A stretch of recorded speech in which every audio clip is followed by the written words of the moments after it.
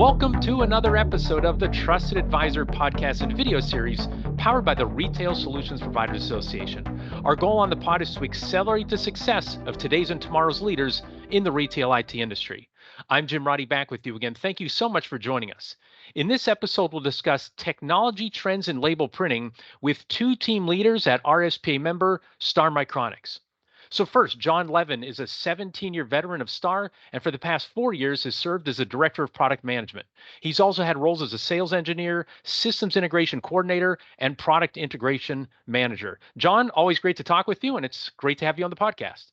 Thanks, Jim. Great to be here. Wonderful. And joining John is Kate Orara. She is a partner development manager at Star and host of the Rising Stars podcast. Prior to joining Star 18 months ago, Kate held marketing and sales positions at Spacepole, Citizen, and National Service Center. So she spent 18 months at Star and now 18 years in the industry. Kate, this isn't the first time we've been on a podcast with each other. You had me on episode 30 of the Rising Stars, where we talked about navigating the modern retail landscape. So it's great to be podcasting with you once again. It's the pleasure is all mine, and I had a great time at our last conversation. So hopefully people tune into the Rising Stars podcast as well. And I'm looking forward to this conversation with you and John today. Right back at you. So we know if the conversation goes better, John gets a credit. If it's not as good, you can kind of fill in the blanks from there in terms of where it goes. I'm sure it'll all be fantastic. I'm sure it just gets better, just like the channel gets better and better every day. So that's right. Yes. All right. So I want to give our audience a little peek behind the scenes. So John and Kate had proposed today's topic. And so I met with them and Kristen Dorner. She's the content and media manager at Star. And so we talked this through. And so prior to this conversation you're going to hear today, they got me up to speed on 3 trends. And so what we're going to do is I'm going to bring up the 3 trends. John is going to handle the technical aspect of it. That's more of his specialty and his experience. And then Kate is going to help connect the trend and the technical aspect of it in terms of what VARs and ISVs should do. And then the job for all 3 of us, is to make sure that we have fun. So, all right. So let's talk label printing tech trend number 1. It's new delivery avenues require new labeling solutions. So John, can you expand upon that, please? Yeah, absolutely. So we get everything in different ways now than we used to. It's something that we think about the pandemic, right? And it changed how we get food, how we get goods. But these were trends that were happening already, right? That were just accelerated during that time to become that much more omnipresent in our lives. So in the food world, right? Restaurants, whether it's QSR, fine dining, full service, any kind of restaurant now, the online ordering portion of their business is significant, right? It's something that almost every restaurant has to think about in their workflow in the kitchen, and even the layout of their restaurant, right, is all changing to accommodate the online ordering side of the business. It's not just pizza anymore, or sandwiches and things like that. It's any restaurant that you would dine in at, you order online at now. And it's very common, right? Whether it's their own delivery service or a third-party aggregator like Grubhub, DoorDash, Uber Eats, something like that. It's grown 300% since 2014, and it's not just a pandemic thing, right? It's projected to grow 20% year over year every year going forward. So it's just the norm now, and that really changes how kitchens and restaurants have to operate. You think about how things were when you just went to dine in, right? Whether it was a QSR or a full service restaurant, they would take the kitchen ticket, stick it under the plate, and that would kind of travel with the plate. Or maybe I'd go to Jimmy John's or something like that, and I'd kind of walk along the counter ordering my sandwich, and then at the end they would print out a receipt and give it to me. When a significant portion of your business, and the average for a restaurant is about 14% of their business is online ordering, but of course that varies wildly across individual businesses or the category. When you've got orders that are coming in and then just sitting there waiting to be picked up, you have to organize that, right? And that's where labeling comes in. Just having a Sharpie writing on the bag and sloppy handwriting. You know, you think about Panera or something like that. You walk in, there's shelves of to-go orders, and you have to look for your order, or a DoorDash driver has to look for that order. Having a printed label makes that just much more efficient. Um, so restaurants are really changing how they operate and incorporating labels more to facilitate that and make it just run a lot more smoothly, fight mistakes and things like that. Um, but it's throughout the food service industry, right? You know, you think about Starbucks, right?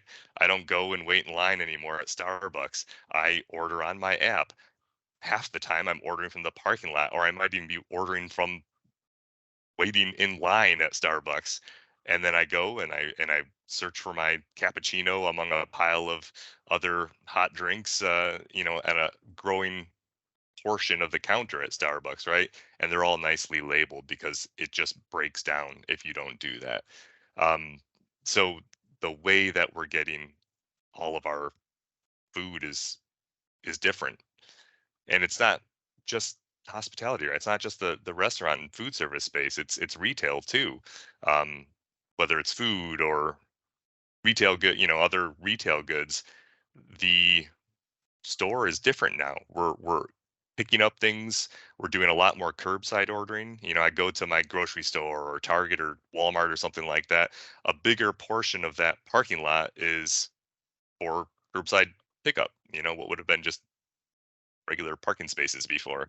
Um, and that's kind of the norm. You know, the big trend I've noticed, and that was again kind of something that was a very temporary thing during the pandemic, but now is permanently. I've my Target I go to all the time, right? They've totally reconfigured the store because a big portion of that store is kind of curtained off and it's shelves for to go orders. Mm-hmm. Um, Again, you got to label all that.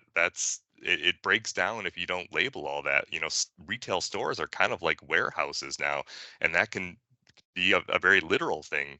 You might, um, you know, have a local store kind of be your local inventory for your e-commerce. That happens all the time. So it all breaks down if you're not labeling things. So that need for labeling and kind of that new environment of so many different avenues for how we get things Mm-hmm. is just increasing exponentially. And it's Yeah, not and it just Oh, if I can just add, it seems like what you're saying is like if you have this, it's a first, if you don't identify things, it's like you just can't have this system, but it seems like that's where the trend is. But also anything that is more manual is going to create problems. Like if, like you said about writing on the cup, I still think my wife, her name is Barbara. She goes by Barb. And so when she ordered something, you think Barb, like how hard is that? She goes to right. get her drink at Starbucks and it said PARP. PARP. So is how It's they the reversed famous it. Starbucks thing, right? Yes, it's almost like they do it intentionally just so you can get Yeah. more branding out of it. But then also we just went to a Walmart. We ordered something. My wife found that it was available, reserved it, and then we said, well, we're going by there anyway. Let's see if we can get it early. It wasn't on the shelf. We got the alert. Hey, and then we said, where do we go pick this up? They had us go all the way around, and they had 20 something parking spaces, and about half of them were full, and they were bringing out like giant carts of stuff. And you're thinking, man, there are people who like this is the only way that they shop now. So that's why I guess I'm kind of expanding. And if you can just add to it, John, before we Yeah. have Kate talk about what VARs and ISVs can do about this, people run this oftentimes through their own personal filter and say, well, I haven't done as much of this. But it sounds like what you're saying is, yeah, but like if it's 14% now, it's only going to get more and more as the years go on. Absolutely. And I can tell you as a parent of young kids, being able to just pull up to the you know, a parking spot at the grocery store and have someone throw all my groceries in the back, that's convenient. So you know, you kind of have to put yourself in the shoes of different people and see where that really fits into people's lives. But absolutely, it's a growing trend. um you know, in the pandemic, it was something that we all kind of got a little comfortable with, and a lot of people just ran with it, and it's something Yeah. that stores have to adjust to permanently now. Yeah. And I have an 18-year-old daughter. She wants to order something from Milk Lab. We don't go there and order and wait. She's ordering as we're walking there, and then you walk in, and there it is, the drink with her name on it. So, Yep. all right. So that's the trend. Again, the overarching trend for this is new delivery avenues requiring new labeling solutions. So, Kate, what do you want to add to this trend, and then how does it really apply to VARs and ISVs, not just consumers, as we've been talking about? So yeah, just to expand on it, that this is the standard now. Delivery, pickup, carry out. It's now the standard, and it's what consumers are expecting. So restaurants, retailers, they have to keep up and make the appropriate adjustments to their businesses in order to remain relevant. So for resellers and software companies, they need to have options in their arsenal to provide these end users.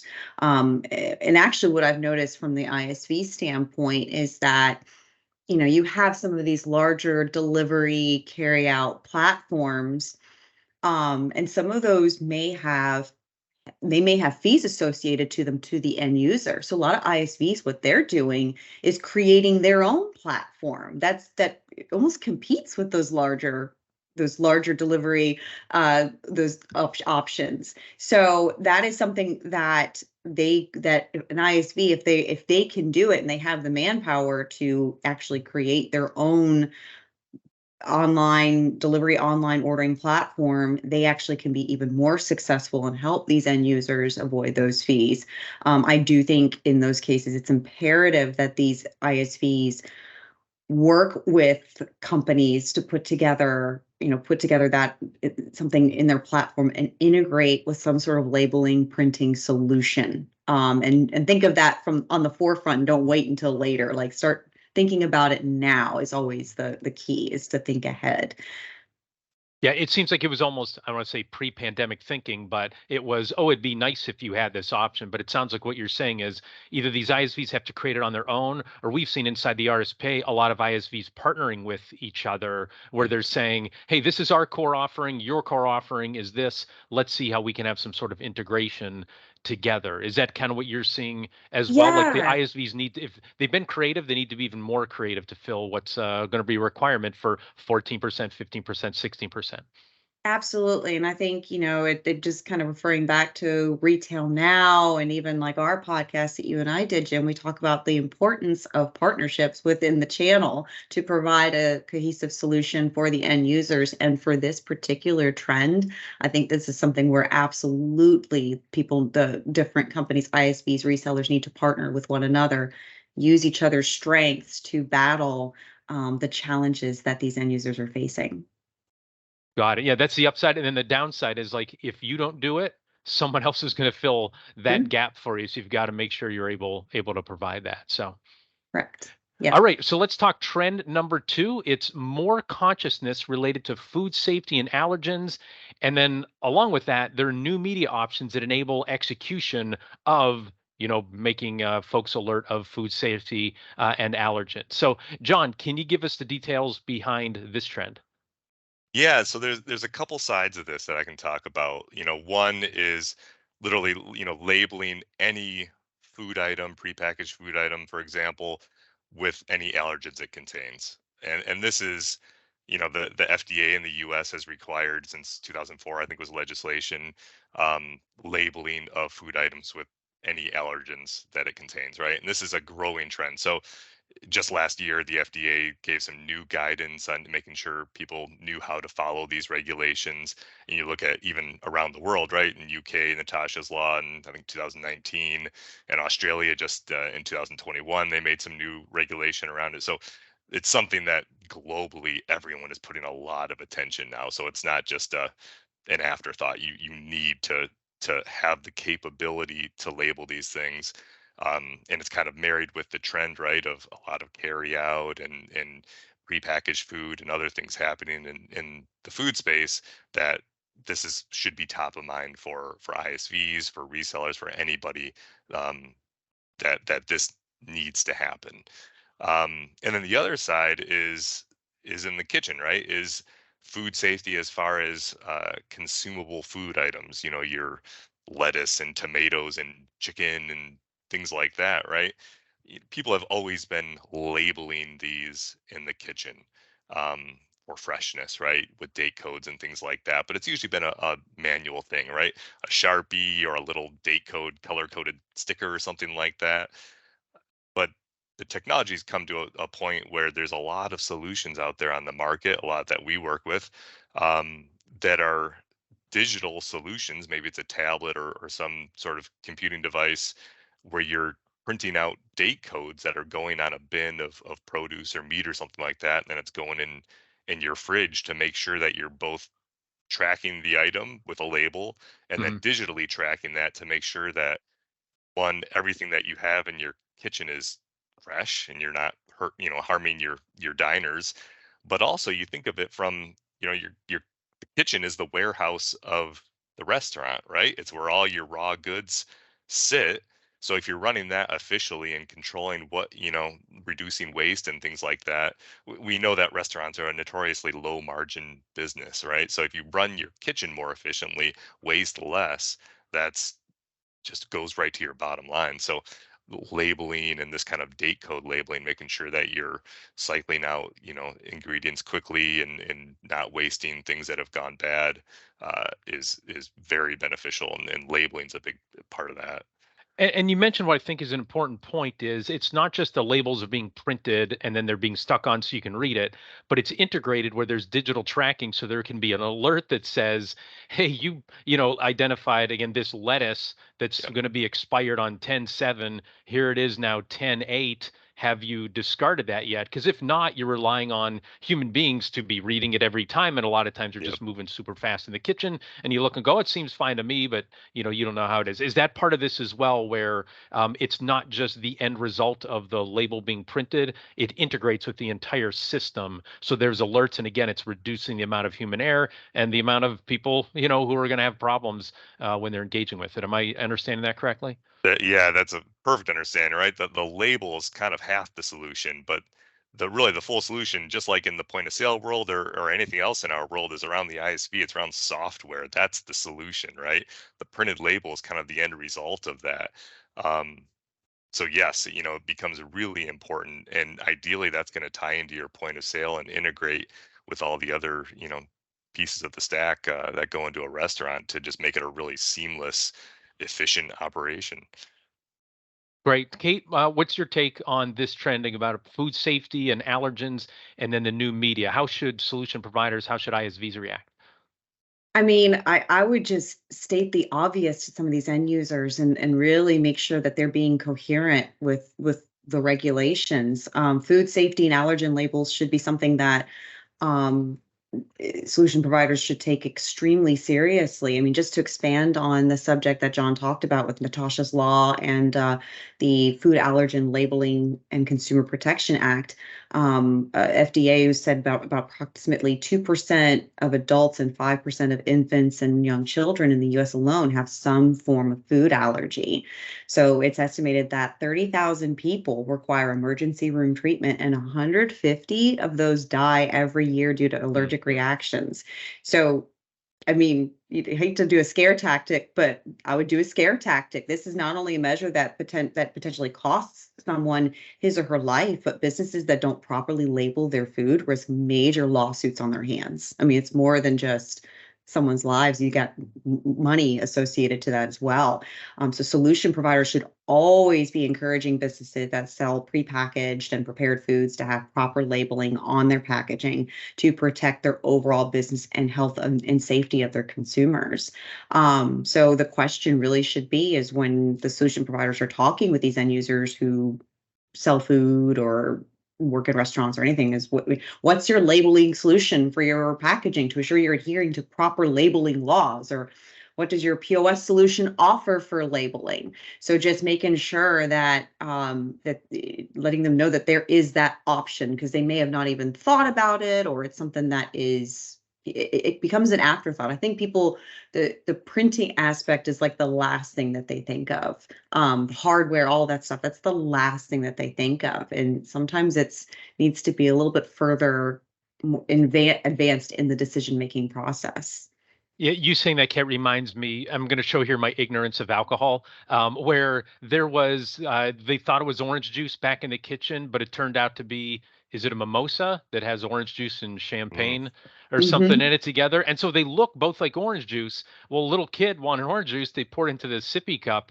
Again, if it's a mimosa, then there's the kid, they're giving them alcohol, and then the kid, wants a refill or something like that. And so there's that. So, there are those anecdotes. And then can you talk about, Kate, the importance of, if you're going to be a trusted advisor, you need to know not just about the technology, but also about those regulations, right? That's big in the cannabis Absolutely. industry. But like I said, as we're talking about the food service industry, there are a lot of regulations there as well. Is that something you see that solution providers can play as well, that they can counsel the restaurateurs who might not be up to speed on all that? And if the restaurateur is up to speed, at least they know they're speaking the same language. Do you think that this could Absolutely. be a trusted advisor role as well? Absolutely. I think the more you educate yourself on all these different rules and regulations and things that can help end users, because a lot of times you're right, the end user does know. They should know. If they don't, then maybe they're not doing the right. Maybe they need to have a partnership with somebody else that does. But you need to be versed in it, and you need to be asking those questions, because and like you said, see yourself on the same wavelength with that end user, because at the same time then they're like, oh, you know what you're talking about, I trust you, I think we can actually work together and in tandem to make sure that we have a cohesive solution that's going to work for my business. Great. Yeah, you've got to be able to talk work with them, right? You can't be like, Mhm. what regulations? I'm not up to speed on those, right? They're like, let me talk to somebody who knows more than just what they're trying to sell me. So, all right, we're going to pause here to let our listeners and viewers know about the Retail Solutions Providers Association. This isn't for John and Kate. They already know about the RSPA. The RSPA is North America's largest community of VARs, software developers, vendors, and distributors in the retail, restaurant, grocery, and cannabis verticals. The RSPA is a perfect fit for any organization that's serious about growth in those markets. And an RSPA membership has never been more valuable or more affordable. Annual memberships start at just $250 a year. That's 68 cents a day. And just for VARs, and just $300 a year. That's 82 cents a day for software startups. Accelerate your success in the retail IT channel by joining the RSPA community today. Also, we want to thank our sponsors who support the RSPA community and make this podcast and video series possible. Our platinum sponsor is Blue Star. Our gold sponsors are CoCard, Heartland, ScanSource, and drumroll please, Star Micronics. Thank you for your support. To receive the benefits of an RSPA membership or RSPA sponsorship, email membership@gorspa.org. And then finally, registration is now open for Inspire 2024, the Retail IT Channel's premier leadership conference. This year's event is set for January 28th through 31st in Puerto Rico. Register today at gorspa.org/inspire so you too can experience networking nirvana. Again, that's gorspa.org/inspire, one of my favorite events of the year for sure. I've been saying that even before the RSPA paid me to say that. That's been an awesome event. For sure. Looking forward to it. All right. So the final trend we're going to discuss today is going green. Now, going green means not only reducing media consumption, but also saving money. So, John, can you talk about those two aspects of going green? Yeah, and this is a topic I love talking about because, Jim, as you know, I've worked with a lot of ISVs over the years, and continue to. So when I talk to them now, a lot of our biggest partners, these are huge tech companies, right? One of the first things they mention to us is their environmental, their ESG initiatives. What does It's ESG stand for?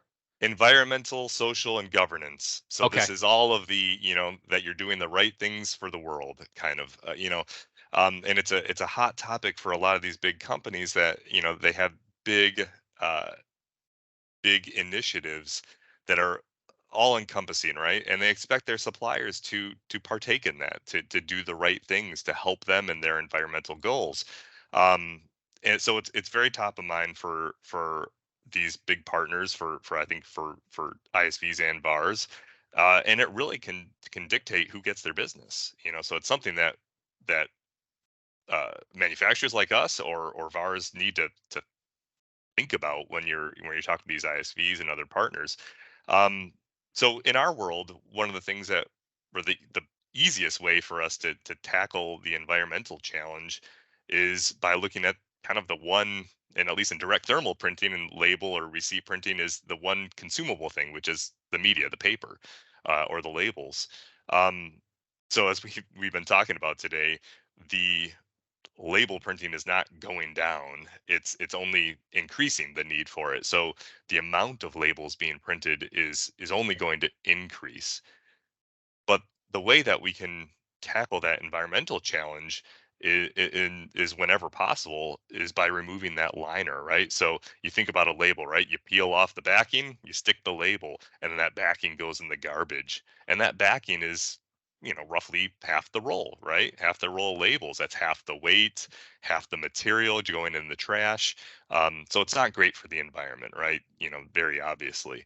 Uh, but thanks to a lot of advancements in the printers that are printing labels, as well as the media itself, stores have all kinds of options when it comes to what we call linerless label media. So you think about linerless label, that's literally labels without that backing. It's kind of just like a roll of post-it notes, if you will, very simply.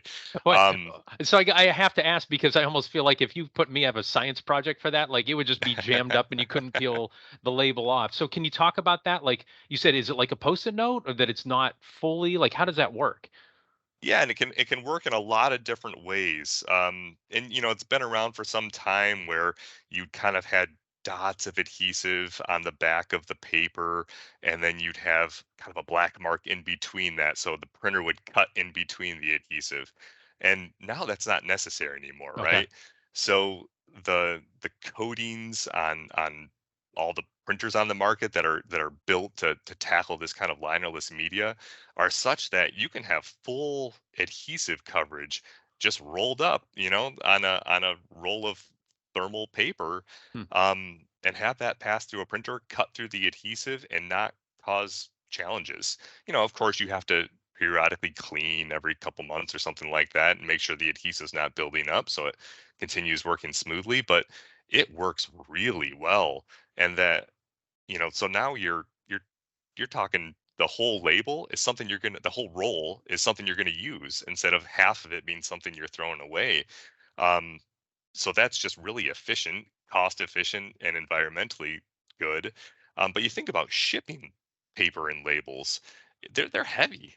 That's expensive to ship. So there's that carbon footprint aspect of the whole life of the label of going from a factory to a distributor to us to a restaurant. Um, and it's just much better as far as carbon footprint when you take off that liner as well. And there's a lot of operational improvements as well, right? Of course, the person sticking labels onto a Starbucks cup doesn't have to peel and stick. They just take it off the printer, put it Hmm. on there. They don't have to think about where that liner is going. A lot of times it goes on the floor, and by nature they're real slippery. So those build up, they get to be a little bit of a slip hazard.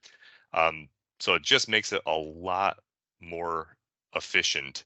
Um, and it's something that, you know, now you have when I started doing this, and all we had was kind of a what we call sticky linerless, which means it's repositionable, like a post-it note, right? Hmm. Okay. Um, and that's great. It works. It's great for a lot of applications. You think about like the bin in a grocery store for a to-go order. You want to be able to put a label on there and then take it off and then relabel it later. You don't Hmm. want a permanent label. But a lot of applications, you want to seal a to-go bag or something like that. You want a permanent label, and that used to just be your die cut kind of peel and stick labels. But now even that permanent adhesive that's going to stick on and not come off, even that can be linerless now with the advances in the printer and the media technology. So it's really exciting stuff that's going to be great news for all kinds of restaurants and retail businesses.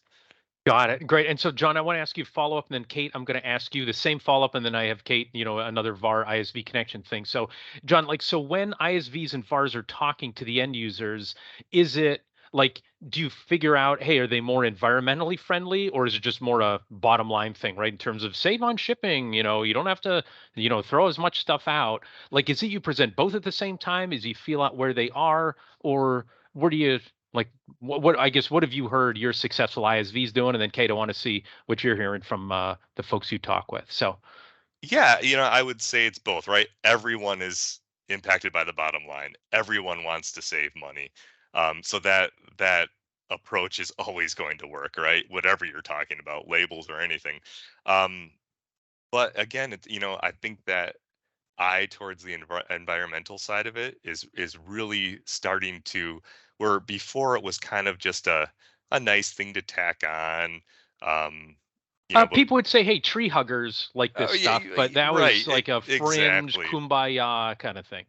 But I think now it's much more of a top of mind thing for people. They're even willing to spend a little bit more, and oftentimes to be able to say that they're doing the right thing, they're doing the environmental thing. So it does resonate. But yeah, there's nothing like Okay. going towards the bottom line and going with that approach. All right. And then Kate, when the solution providers you interact with, like, how are they approaching this? Do they lead with money? Do they talk environmental later, or do they kind of feel like, do you care about the planet? Yes or no? Oh, if you don't, let's just talk about the bottom line. So Guilt them into it. What are you yeah, doing to save the globe? yeah. Do you have grandchildren? Do you want them to have a Save planet? our So planet. yeah. So I Yeah. guess what do you see your successful VARs and ISVs? How do they approach this conversation? It's all about, it's the same thing like with the FDA laws. It's education.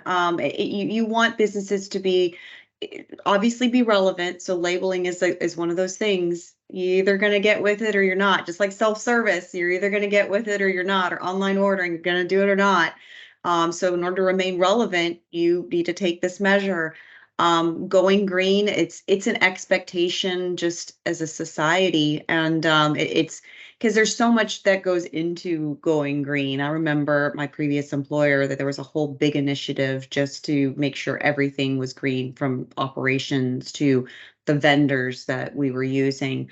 But saving money, I think, is probably, you always, it's great to talk about how you're with the trends or ahead of the trends, or you're going green, you're saving the planet. But at the end of the day, businesses are like, what can I do to save some money or Hmm. stretch it further? And so, and I'm gonna geek out a little bit here. So, just to John, you said it was a half of the role, but liners labeling actually is a third. So but that's still a lot. A third of the entire media role is the liner itself. So removing the liner itself gives businesses more printable media while reducing the waste and overall costs. Implementation of the linerless labeling is growing, and they're basically just that. It just like he said, it's the paper on the back of the label no longer exists, so it's ready to go. It makes things, it's easier, it's quicker. You move forward. The linerless label market size in the U.S. alone was valued at 1.7 billion in 2022, with the expectation to grow over 4% from 2023 to 2029 to about 2.3 billion. So it just so happens that getting to get with this trend, help these businesses save money, show them that this is something that they need to invest in. And actually, it's, what's great about, because there's different types. You have the permanent lineless label, and then the sticky, the removable one. And it's actually just so happens that, John and the team at Star has created a really fantastic multifunctional printer like the MC label, which basically allows exceptional print quality on all types of linerless labels, die cut labels, continuous labels. So those that just don't stop, they just keep going, and even thermal printer with one SKU. So you don't have to worry about changing the different types of printers. And it's all about the technology that's in the printer. So again, it's education, I think, is the key thing for these ISVs and for the resellers. Is just making sure that they're educated on the subject and being able to communicate that to the end user. So And how perfect. often can Oh, you go ahead, be John. go green and save money at the same time? It's not often that you get to pitch something in that way. So it's a pretty easy sell. Yeah, and Mhm. so, Kate, I want to follow up with you on that and kind of use what you just said about education and talking about, the financial aspect of it. So, like, I've been hearing about green initiatives for quite a while in this industry, but I hear it only from manufacturers, only hear it from vendors. I don't know if I've ever had a VAR or an ISV talk to me about green initiatives. If I have, it's like one or something like that. So can you educate, the folks who are listening to this? How can this bring them more business? How can this help them serve their merchants better, right? We said if people are like, green, schmeen, right? If like, hey, this is going to impact your bottom line. Can you talk about that? Like, how can you educate the listeners in terms of how this could benefit them financially? Well, I think the end users are also very green initiative. So yeah, for an instance, like a reseller is like, it doesn't matter to me. The manufacturers like Star, like we have an eco-friendly printer, we have all that type of stuff going on. So that's important as well. But end users are there, you hear them tooting their own horn all the time about things that they're trying to do. And so if a reseller is able to come to them and provide them a solution that's going to help them be even greener, Yeah. of course that's going to resonate very quickly with this end user. And the thing is, at the end of the day too, like I said, it goes back to saving money too. So even if maybe an end user is not with the green initiative, once you sell them on the fact that, well, you're going to save money because you're going to have more media to print on, and then you're also potentially going to save money from any lawsuits because you have liners just all over the place and your baristas are running around slipping and sliding because there's so do you really want to deal with that either? So it's kind of a twofold or a two-pronged scenario. And Got I it. can Thank you for that. Oh, go ahead, speak to John. the ISVs a little bit, so I think, and with a small ISV, that's probably true, right? They're the first thing they're thinking about is not their environmental initiatives. But as we know, as happens in this industry, right, the big ISVs get bigger and kind of swallow up the industry, and we've certainly seen that happening over the last handful of years. It's these big companies, the public companies, or they're the ones that are they're really almost forced now just by the market to adopt strong ESG initiatives, and that's what's driving this. Almost to the degree where it's the other way around, right? It's these big ISVs that are pushing us to think more green, more green. What can we do differently? How can we change our packaging for our printers? Not just for, talking about labels and linerless labels, but even, how do we remove plastic and all that kind of stuff? It's being driven by these big ISVs, to a large degree. Right. Thank you. So we've covered the three trends. I have one more question. We have just a couple minutes left, but I'm hoping each of you can address these. So during our prep call, we talked about specific trends inside niche verticals that tie Mhm. in with label printing. Again, a lot of what we've talked about is food service today. But one of those was Instacart in grocery, and then also barcodes in dry cleaning. So John, if you want to go first, I'm hoping each of you can provide maybe some details related to these advancements that our listeners should know about. Yeah, so it goes to a lot of what we've been talking about today, and what you mentioned earlier, Jim, with software, right? So a label is kind of a great bridge from the physical world to the digital world. So in things like, a dry clean is a great example, right? Pretty often now I'm starting to see on my shirts and stuff that I'm getting laundered, they'll put a little tiny little barcode label on the hem of my shirt. And that allows them to track it through the process, even track it from, one trip to the next trip, and, log in software, maybe where a stain, a pre-existing stain was, or something like that, or a tear or something they've got to fix. Um, allowing that kind of tracking of a physical thing through that process and connecting that to their digital world is where the label comes in, right? Something with a barcode on it or something like that. So you think of anything, you know, that's going to have routine maintenance or something like, I think I'm a big bicyclist, right? I've got a basement full of bikes. I get those serviced, periodically throughout the year. Imagine a barcode on that. That makes it a lot easier for, the store to track that, throughout their process, and remembered each time and what needs to be done this time. Um, so yeah, I think, that connection of that physical thing to the digital side of it, to the software side, is really the value of a label. Yeah, my dry cleaners love staples.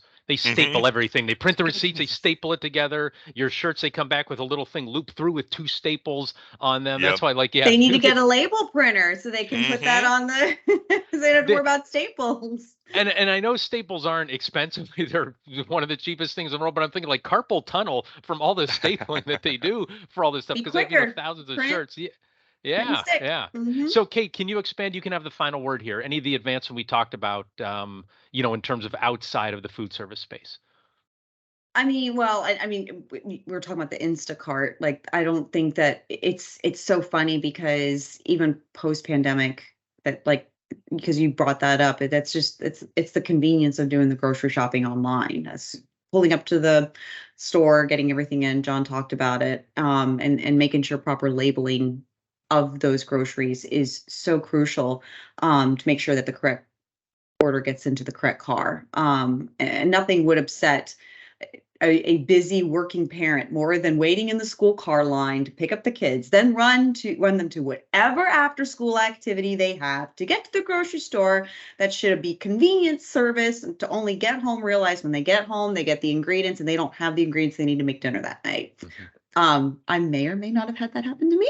So I was going to say there's some extra passion in that. There's not just an academic conversation. There might be. So it's making sure that, and it could be just because the all the groceries weren't even put in the car, or somebody else's bag was put in there, and just people weren't, or they wrote on it or something along those lines. And nobody's perfect either. I saw a story on Reddit not too long ago that delivery driver took the goods to the wrong location, and but if it was labeled properly, then the person that actually got it could have given it to his or her neighbor and solved that. So it's just it's just making sure that these products are being labeled properly and appropriately and staying ahead of error. I mean, we're human. We're only human, and like John said, it's combining the physical to the digital, and we need to make sure that using labeling is actually a bridge to that gap.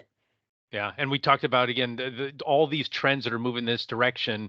If a grocery store gets the order wrong a couple times, the consumer's not going to say, well, I guess I won't do online ordering anymore. They're going to say, I'm going to try somewhere else who can handle this online ordering. Absolutely. So again, if you're a technology solution provider, you can save your end user customer from losing customers of their own. So, well, that does it for this episode of The Trusted Advisor. We hope that you enjoyed our discussion. If you did, be sure to subscribe to the RSPA YouTube channel and the Trusted Advisor podcast so you never miss an episode. We'd also appreciate it if you'd rate us wherever you find your favorite podcast. My personal philosophy is the more stars, the better, except when it comes to the Dallas Cowboys, but that's a whole other topic. And if you'd like to learn more best practices for VARs and ISVs in the retail technology industry, check out the RSPA blog. You can find it at gorspa.org. and then clicking on RSPA blog. Before we go, big thanks again to Kate and John for sharing their wisdom with us today. Thanks also to RSPA Marketing Director Chris Arnold for his production work, Joseph McDade for our music, and last but not least, thanks so much to you for listening.